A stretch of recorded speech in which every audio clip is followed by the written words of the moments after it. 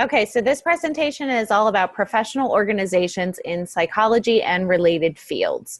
So I know that many of you are considering careers that are either in psychology or related to psychology. So this is just to give you guys some examples of the different types of mental health professionals that are out there in the field, and just to keep in mind that each of these particular type of professionals also have their own professional organizations.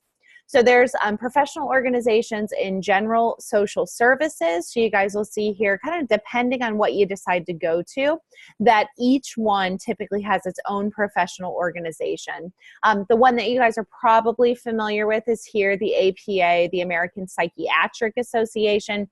They're the ones who publish the DSM. The other APA, the American Psychological Association, these are the ethical standards that you guys studied in the other half of this particular class. And these are also the people who put that formatting out there that you guys all love so much. But you can see that there's other ones as well. So just to give you some ideas then, lots of organizations that are available to you now as a student. So you don't necessarily have to be a professional in the field to be able to join any of these professional organizations. And you guys will see here also that they're all hyperlinked. So you can go actually directly to the website for these and you can join as a student. So other ones, if you're interested in school psychology, if you're interested in counseling psychology, lots of different options for you here. So other professional organizations for you here, kind of depending on your focus in terms of your research. So I actually belong to this one, the SRCD, Society for Research in Child Development, since child development is my area of expertise. But you can see there's lots and lots and lots of options for you here. All right, so why might you consider joining a professional organization? So the first thing is that professional organizations are typically the sponsoring agents for both national and regional conferences where you learn basically about what's going on in your field. So part of being a professional is staying current and staying updated on your field, and conferences are a great way to do that. Additionally, if you're going into practice, you can actually get malpractice insurance for a very, very inexpensive price when you belong to a professional organization. So if you're thinking counseling, if you're thinking clinical, any of those, social work, anywhere where you're going to work with people and you need insurance, you should definitely join a professional organization.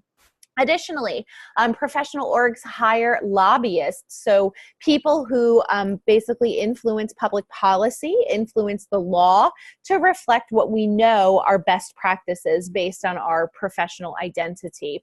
You also get access to newsletters, you get access to journals as part of your membership, and additionally, you get mentoring and networking. So in the Society for Research in Child Development, where I belong currently, I am a teaching mentor for someone who is currently in graduate school and she thinks that she wants to teach as her primary responsibility. So I get to work with her. We meet about once a month, and I, kind of mentor her in that process and how to actually become a teacher and get those kinds of jobs.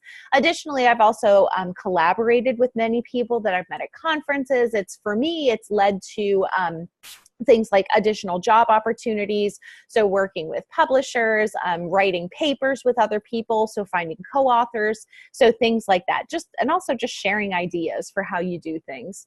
And then additionally, you can also sometimes get access to things like jobs. So they'll post postings for particular jobs that are only available to you if you are a member of that particular organization. And then also you get the information about the latest developments in the field.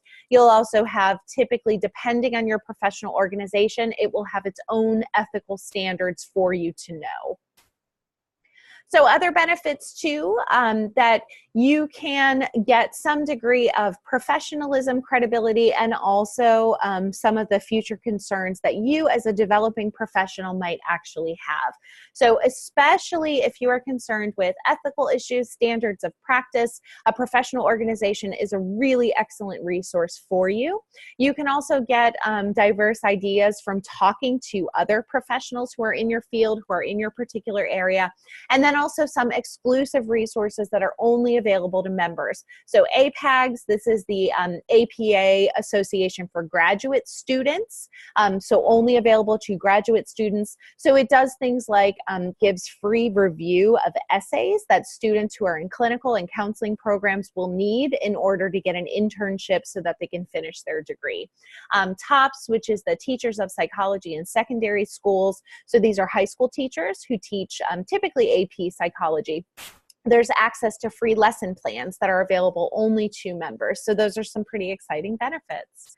APA student membership. So if you guys do decide that you want to join, you have all of these particular opportunities for you here, things that we've already talked about a little bit too.